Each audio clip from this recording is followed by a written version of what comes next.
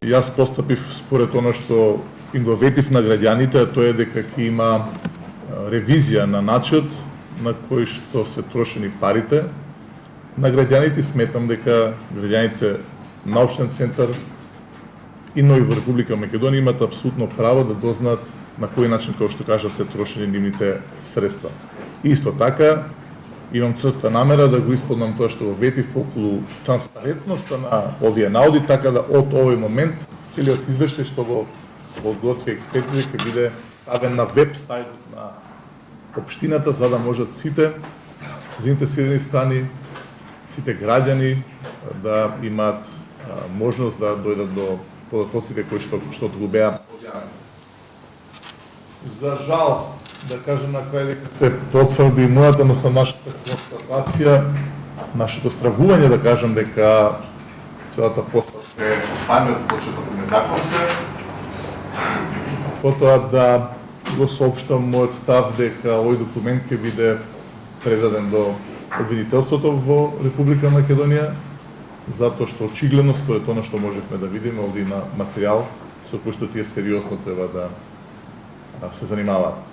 Она што е многу битно е што според моите најави, а веќе набележа во мојот отчет дека Државниот завод за ревизија одговори позитивно на моето барање да и тие влезат да направат една сериозна ревизија на тоа на кој начин се трошени парите во општинен центар. Според некои мои информации, тие ќе влезат во почетокот на септември, така да овој материјал кој што денес беше презентиран е одлична можност, одлична основа врз основа на кој што тие ќе можат да ја започнат својата работа, и очекувам од нив исто така еден конкретен материјал кој што се разбира ќе биде споделен со вас, односно со јавноста во Република Македонија. Господин Жадновски, колку ги чини граѓаните на центар ревизијата на Скопје 2014 од независните експерти? Месечно секој од нив ќе добие 50.000 денара. Тоа го анализиравме според тоа колку се добива од прилика според овој начин на работа.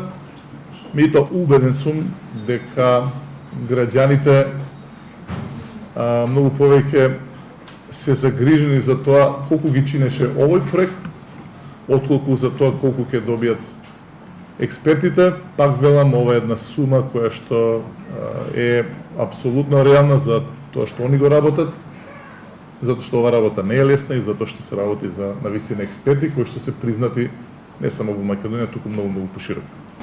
Господин Жановски, фала ли дел од документацијата за Скопје? Јас во неколку интервјуа, во неколку најави кажав дека се сомневам и имам информација од внатре од вработените дека недостасуваат документи. Впрочем, во неколку медиуми можевме да слушнеме дека особено по првиот изборен круг се изнесувани документи, но не е моје да констатирам дали е така или не. Тоа беше една од задачите кои што го имаше експертскиот тим.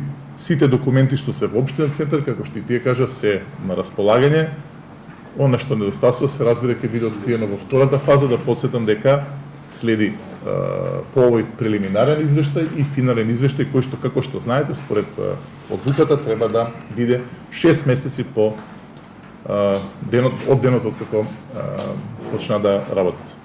Дали ви ќе презимате активности за ангажирање на најавената независна?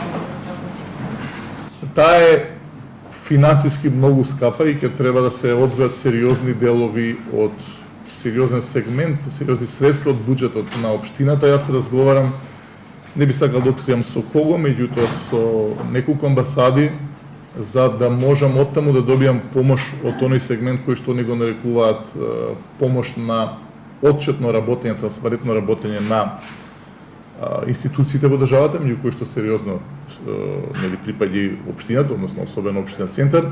Се надевам дека ќе ја добијам таа помош. Но и доколку не ја добијам, по завршувањето на работата на Државниот завод за ревизија, ќе ги направиме сите напори да обезбедиме средства во буџетот, да може една независна, релевантна, сериозна, призната меѓународна куќа да влезе да исто така го разгледа овој материјал.